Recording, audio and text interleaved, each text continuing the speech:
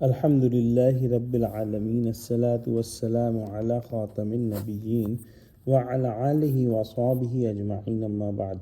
Fa'udhu billahi minash shaitanir rajim. Bismillahir rahmanir rahim. Qala Allahu ta'ala fi surati Bani Israel.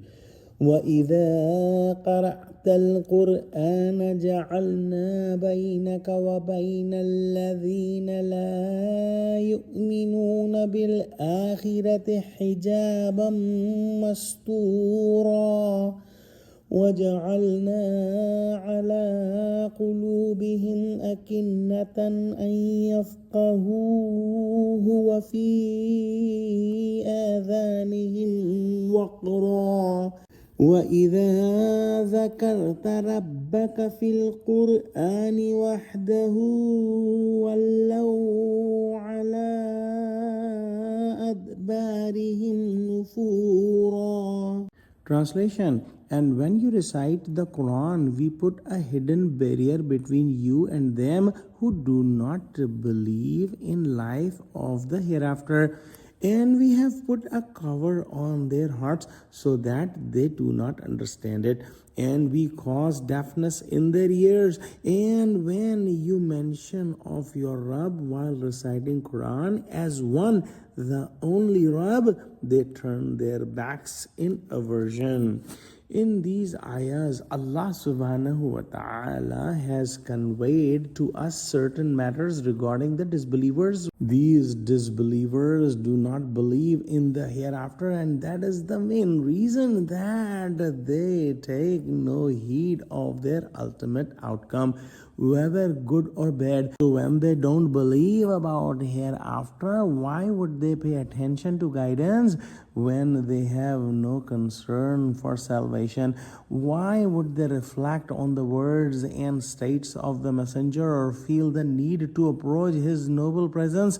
Indeed, it is this lack of faith in the hereafter and disregard for consequences that forms a spiritual veil between them and the Prophet, peace be upon him. Thus, when the Prophet recites the Quran to them, it is as though it does not reach them at all. In the first verse, Allah subhanahu wa ta'ala mentions that they neither attain nor can attain the truthfulness of the messenger. In the second verse recited, it is stated that they cannot access the understanding of the Quran. Thus, the Quran possesses a profound impact, yet it leaves no impression on the disbelievers. This is why they remain in darkness. The whole world is illuminated by the sun, and at the midday it glistens over a bright day. Yet, if someone locks themselves in a basement, shuts every door and window, draws curtain, and even closes their eyes, for them the sun's light exists nowhere. This is the precise state of the disbelievers. They cannot reach the truth and light of Quran since they have no intention to benefit or listen. It is as though they do not hear when it is recited to them.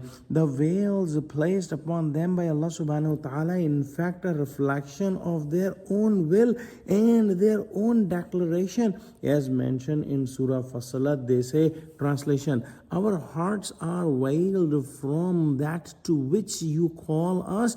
In our ears is deafness, and between us and you is a barrier. So act. We too are acting. Disbelief in the hereafter, disregard for consequences, irritation at the mention of Allah, and mockery of the messengers. These are the matters that take the form of veils, coverings, and barriers.